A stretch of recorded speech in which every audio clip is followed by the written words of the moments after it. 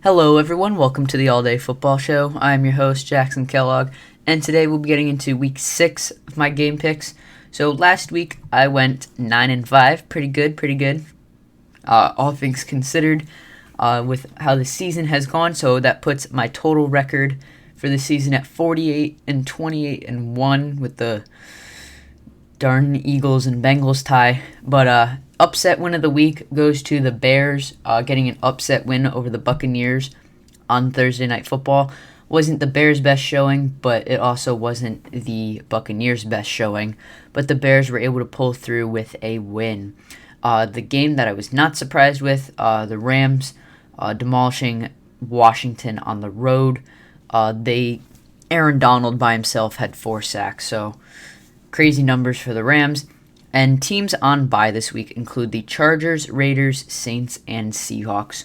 So now getting right into it, there was no Thursday Night Football this week, so I was able to push videos back a little bit. So starting right off the bat, Colts versus Bengals. I'm going to have to give this one to the Colts because the Colts don't have a terrible pass rush, and the Bengals have like a bottom 3 offensive line in the league right now. Joe Burrow has been under constant pressure through the whole season. All the Colts have to do is not turn the ball over, and they'll have a very smooth win in this game. So Patriots-Broncos, this game was supposed to happen last week, and breaking news out of today on Friday, I think it's the 16th today, the Patriots just had another positive case of COVID, so they just had to shut down their facility today. So that puts Sunday's game in jeopardy. It'll most likely be pushed to Monday or Tuesday, just basing off of how the league has handled previous games. But no matter, I give the win to the Patriots. It doesn't matter who you take out for the Patriots. No, they'll play with all their backups and they'll still beat the Broncos. The Broncos just aren't a competitive team right now. They've had to deal with injuries of their own. I believe Drew Lock is coming back, but they've had to deal with their own share of issues that haven't had to do with COVID, and the Patriots are just the better team in general. Steelers-Browns, this is going to be a fun game. The Steelers right now are undefeated at, I think they're 4-0 because of how their bye got scheduled. I think they're 4-0. The Browns are 4-1. It is their best record since 1994. Great start for the Browns. They're on a run since that blowout loss in Week 1 to the Ravens, and that's partially why I'm gonna give the Browns the win this week. They have all the momentum right now going from. The Steelers have had. They've been scoring a lot of points. But they haven't played the best of teams, and their defense hasn't been as dominant as it was expected to be going into the season. So, and I think they're going to have a hard time trying to figure out whether they should stop the run with Kareem Hunt or focus more on the play-action passing to Odell Beckham and Jarvis Landry. And I think that gives the Browns a good chance at winning this week as long as Myles Garrett can get into the backfield and shake up the Steelers, their play. Titans-Texans, I did not expect the Titans to win on Tuesday Night Football, and not even by that much. Like, even if someone were to tell me to win, I'd be like, I am not surprised, but, was expecting, 28-24 or 28-27, something like that. But no, it was 42-14 or something, and it was definitely 42. I forget what the Bills had, but I think it was like 14. Blowout win against the Bills. Bills were considered a top 5 team at the moment. They did not show it against the Titans, which is why the Bills dropped and the Titans moved up super far in my power rankings. If you haven't watched that yet, you should go check it out. The Texans just came off of their first win of the season after firing Bill O'Brien, so they're now 1-4. I do give this win to the Titans. The Titans are starting to get their stride.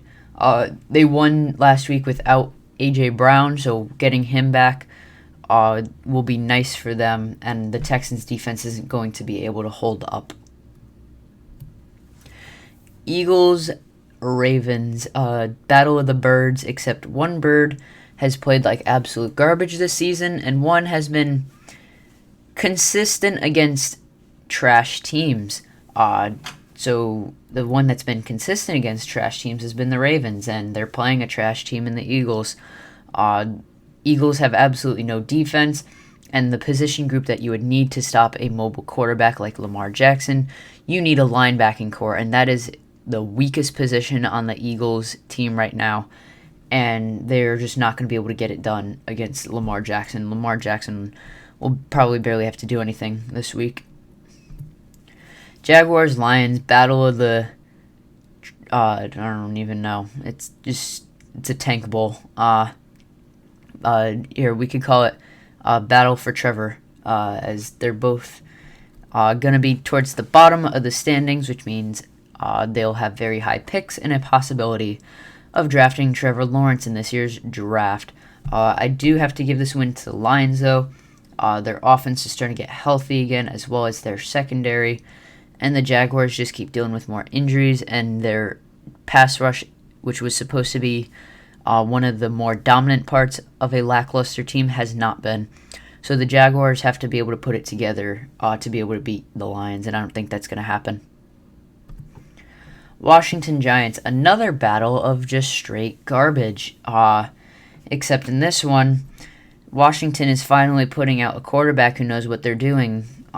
Whether it's Kyle Allen or Alex Smith who plays, both are better decision makers than Dwayne Haskins has been, and the defense just has to play semi-decent, which they have throughout the season, to be able to beat the Giants, as the Giants kept it close last week against the Cowboys, but that's because the Cowboys have the worst defense in the NFL right now. So expect Washington to come away with the win in this one. Chicago against Carolina, two teams that are overperforming right now. I definitely did not expect either of these two teams to have the records that they did at the start of the season. I thought the Panthers were going to be trying to figure themselves out, get the offense together. It was a completely new defense. And the Bears were going to have struggling quarterbacks at play, which they still kind of have. But I didn't think the defense was going to be able to carry. And so far they have been able to. Both teams have better records than most people expected. I am going to give this win to the Carolina Panthers, though. The Buccaneers' defense has been good against high-powered offenses as of late in beating teams like the Buccaneers.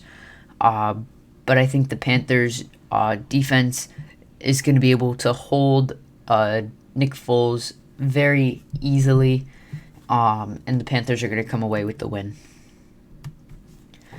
Vikings-Falcons. This is a battle of teams that are underperforming what they were expected to going into the season. Both teams were expected to be competing for wild card spots, and neither are right now, as the Falcons are winless and the Vikings only have one win to their name.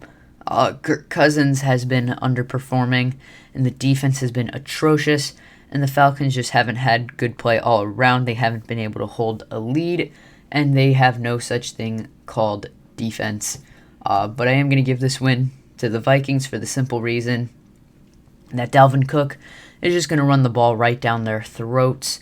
Expect him to have, I would even be willing to put at least 150 yards for Dalvin Cook in this game on the ground, as they're just going to feed him the ball with play action over the top against a weak Falcons secondary. Jets-Dolphins. There's a lot of games this week where it's just battle of trash teams.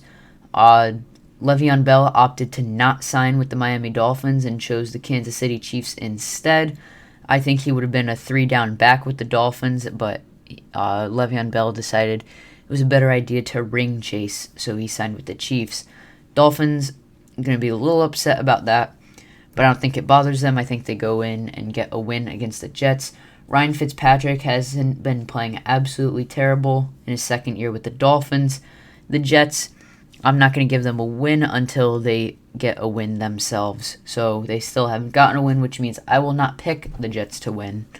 So Jets lose this game as they still do not have a legitimate team. Packers-Buccaneers, it's going to be a very good game. I think this is probably the best game of the week. You've got Aaron Rodgers, who's still going on his revenge tour this season, and the Buccaneers coming off a tough loss in which Brady forgot how to count to 4. So bad loss for the Buccaneers on Thursday Night Football. I do give them the rebound win. Aaron Rodgers has been historically good against the Patriots and Tom Brady, but this is the Buccaneers and Tom Brady, so I think that changes the narrative a little bit. I don't think the Packers defense is going to play the greatest against the Buccaneers. I think it's going to be a high-scoring game in which the Buccaneers pull through at the end. Rams, 49ers. The 49ers have been banged up with injuries. They tried to play Jimmy Garoppolo against the Dolphins. They tried to rush him back. It did not work out as they pulled him at halftime after he did not play very well. I would be surprised if he plays this week. If he does play, that must mean he's fully healed. But either way, I do give this to the Rams. The 49ers defense is still banged up with injuries. The Rams offense is still at full strength, as well as their defense, as Aaron Donald just came off of a 4-sack game against Washington. And I don't think the Niners are going to be able to get anything going on offense. The Rams are just going to overscore the Niners. Chiefs-Bills. This was supposed to be Thursday night's game, but the Chiefs complained about playing 3 games in a less than 14-day span. So this game got pushed till Monday Night Football. Well, doubleheader Monday. It's more like Monday evening, Monday dinner football. Either way, I think Buffalo comes away with the win. I think they're definitely looking for a bounce-back win after that blowout loss to the Titans.